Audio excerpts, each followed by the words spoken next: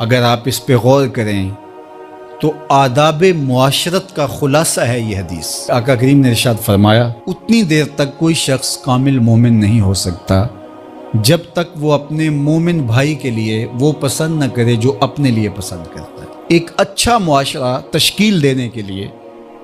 آپ کو کوئی رہنما اصول چاہیے گا تو اس سے بہتر آپ کو کوئی اصول نہیں ملے گا۔ اپنے لیے بہرحال بندہ بہتر ہی چاہتا ہے، تو جب وہ اس مزاج میں ڈھل جائے کہ میں اپنے مومن بھائی کے لیے، اپنے معاشرے کے دوسرے افراد کے لیے بھی وہی چاہوں گا، تو پھر مجھے بتاؤ کہ معاشرے کے اندر پھیلتی ہوئی روحانی بیماریاں، حسد، حقد، بغض، کینہ، نفرت، ایک دوسرے کو نیچا دکھانا، تکبر، رعونت، غرور، یہ ساری چیزیں یہ کہیں آپ کو نظر بھی نہیں آئیں گی۔ صرف اسی حدیث کو اپنا امام بنا لیا جائے اور اپنا منشور حیات مان لیا جائے۔ محمد بن حنفیہ رضی اللہ تعالیٰ عنہ حضرت علی المرتضیٰ رضی اللہ تعالیٰ عنہ کے فرزند ہیں، لیکن حضرت سیدہ فاطمہ الزہرا سلام اللہ علیہا سے نہیں ہیں، اور حضرت امام حسن رضی اللہ تعالیٰ عنہ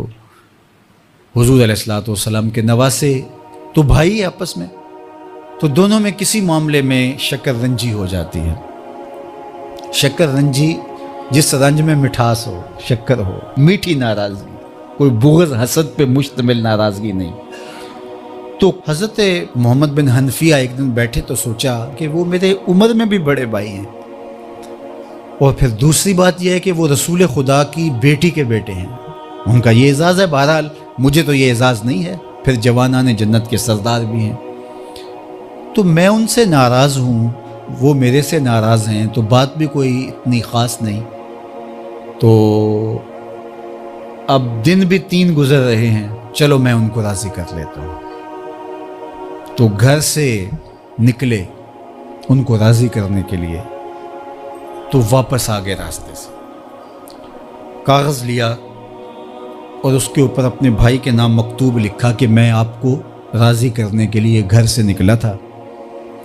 لیکن راستے میں مجھے حضور علیہ السلام کا فرمان یاد آیا کہ جب 2 مومن بھائی آپس میں کسی معاملے میں الجھ جائیں، ناراض ہو جائیں، تو جو صلح میں پہل کرے گا وہ جنت میں بھی پہلے جائے گا۔ تو میں تو یہ گوارا نہیں کرتا کہ آپ سے پہلے جاؤں، تو میں ناراض ہوں، آپ آئیں اور مجھے منائیں۔ تو حضرت امام حسن نے خط پڑھا اور مسکرانے لگے، اور آپ تیزی کے ساتھ تشریف لائے اور اپنے بھائی کو کہا اچھا مان جاؤ پھر،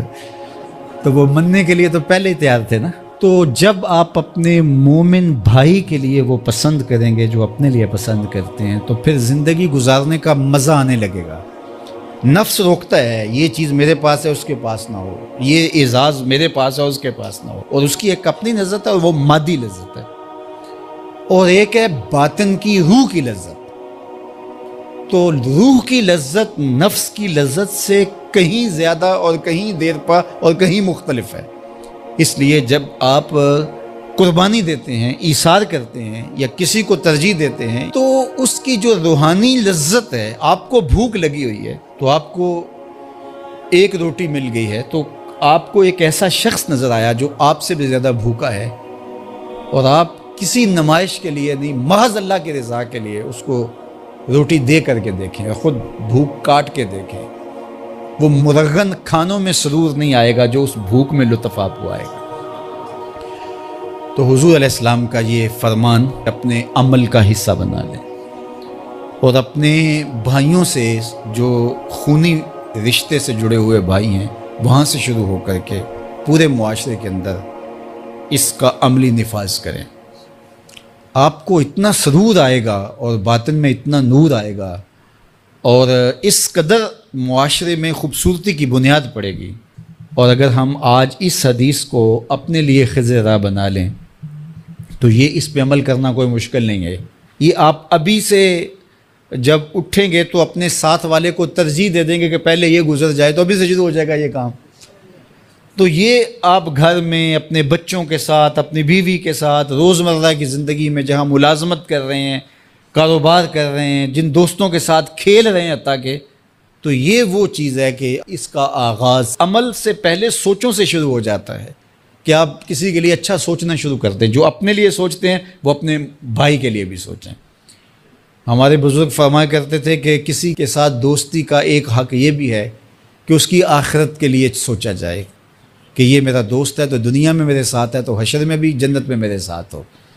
تو اس کی ہدایت کے لیے اگر نماز نہیں پڑھتا تو اس کو نماز کی طرف لے کر آئیں. اگر اس کے معاملات کے اندر خرابیاں ہیں تو ان کو دور کرنے کی کوشش کریں اور اس کو آہستہ آہستہ اچھائی کا خوگر بنا لیں.